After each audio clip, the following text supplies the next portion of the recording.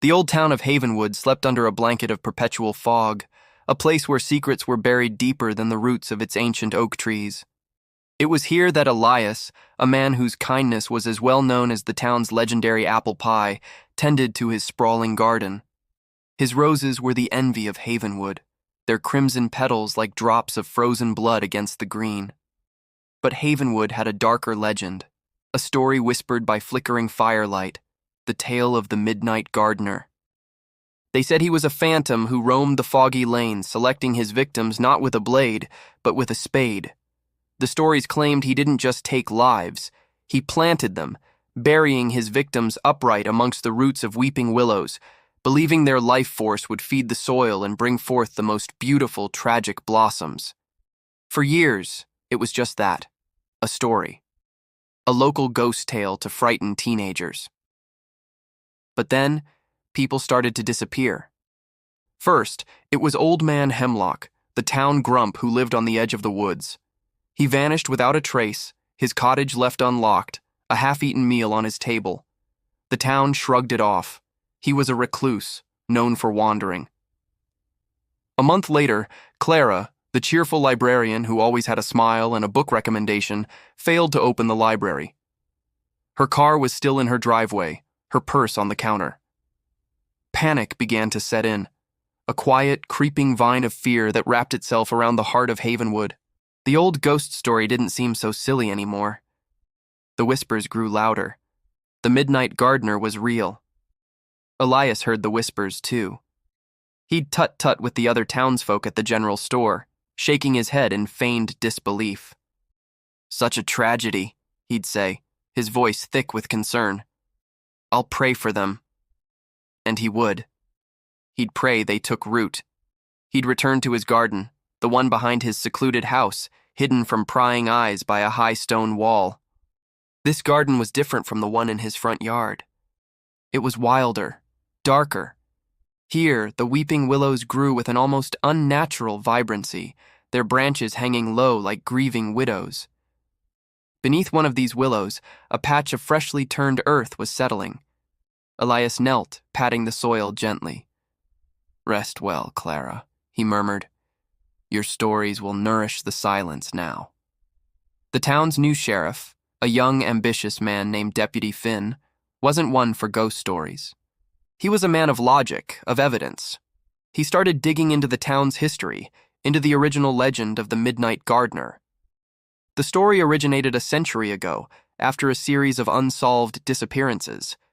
The only common thread was the discovery of strange, unidentifiable flowers blooming in random places a season later, flowers with petals the color of a deep bruise. Finn found it morbidly fascinating but professionally useless. He needed a lead, not a legend. He started interviewing everyone, creating a map of the victims' last known movements, their routines, their relationships. And one name kept coming up, not as a suspect, but as a friendly face they all knew. Elias, the gardener. Elias was a pillar of the community. He brought flowers to the church, donated vegetables to the food bank, and knew everyone by name. When Finn went to question him, Elias was perfectly charming. He offered the deputy a glass of iced tea and spoke with profound sadness about the disappearances. "It's like a blight on our peaceful town," Elias said, pruning a dead leaf from a perfect rose bush. Finn felt a strange chill as he watched Elias's hands, so gentle with the flower, yet so strong. He noticed a faint, dark stain under Elias's fingernails. "Just good, honest dirt," Elias said with a chuckle when he saw Finn looking. "A gardener's constant companion." Finn left with a polite thank you, but the image of those stained fingers stayed with him. It wasn't the look of potting soil. It was too rich, too dark. That night, unable to shake his unease, Finn decided to do something unorthodox. He drove to the edge of town, to the old abandoned nursery where the original Midnight Gardener legend was said to have begun. The place was a ruin, choked with weeds and thorns. Armed with a flashlight, he pushed his way through the overgrown entrance.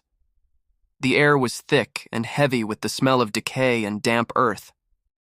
In the center of the derelict greenhouse, he found it. A collection of old leather-bound journals hidden beneath a rotten floorboard. They were gardening logs. But the entries were horrifying. They didn't describe planting seeds. They described planting people. The author wrote with a chilling, poetic detachment about feeding the soil and cultivating sorrow to grow unique blossoms. The last entry was dated 50 years ago, and it read, "My work is done for now. I pass my tools and my sacred purpose to my beloved grandson. May his garden flourish."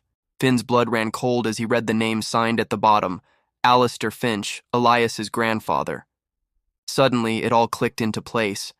The disappearances, the local legend, Elias's perfect garden, the dirt under his nails. It wasn't just a story. It was a legacy. Finn raced back to his car, his heart pounding in his chest. He had to get to Elias's house. He had to stop him. He knew, with a certainty that terrified him, who the next victim would be. The final entry in the old journal mentioned a final blossom, one needed to complete the cycle, someone who represented the town's hope. Mayor Thompson's daughter, Lily, was the lead in the town's Founders' Day play. She was the town's bright, hopeful future. Meanwhile, Elias was humming a soft tune in his secret garden. He led a blindfolded Lily Thompson gently by the arm. "Just a little surprise, my dear," he cooed. "A special role I've chosen just for you. You will be the centerpiece of my collection." He guided her to a freshly dug hole, deep and narrow, next to the most magnificent weeping willow. The air was sweet with the scent of night-blooming jasmine and something else, something coppery and metallic. As Elias removed her blindfold, Lily's eyes widened in terror. She wasn't in a garden, she was in a graveyard. All around her, subtle mounds of earth were marked not with stones, but with single, unique flowers she had never seen before.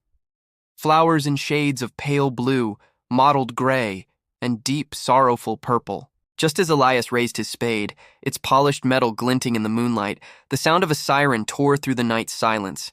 Red and blue lights flashed against the high stone wall. "Elias, this is Deputy Finn. It's over. Let her go." Finn's voice boomed through a megaphone. Elias froze, a look of pure fury twisting his gentle features. His mask of kindness crumbled, revealing the monster beneath. He let out a guttural roar, not of a man, but of a predator whose sacred territory had been invaded. He lunged not at Lily, but towards the wall, trying to escape into the familiar darkness of the surrounding woods, but the yard was surrounded. Officers swarmed over the wall. Elias was cornered. In a final, desperate act, he turned his spade on himself, aiming for his own heart. "My garden," he choked out, his eyes wide with a manic grief. "It will wither." He collapsed onto the very soil he had so lovingly and monstrously cultivated. In the aftermath, Havenwood was never the same. The secret garden was excavated, and the town's missing residents were finally found. They were laid to rest properly, under headstones instead of weeping willows. The legend of the Midnight Gardener was no longer a ghost story. It was a scar on the town's history. Deputy Finn, now Sheriff Finn, would sometimes walk past Elias's old house. The front garden, once so perfect, was now overgrown with weeds, but sometimes in the spring, a single strange flower would push its way through the cracked earth, a flower with petals the color of a deep forgotten sorrow, a final ghostly bloom from the Midnight Gardener's tainted soil.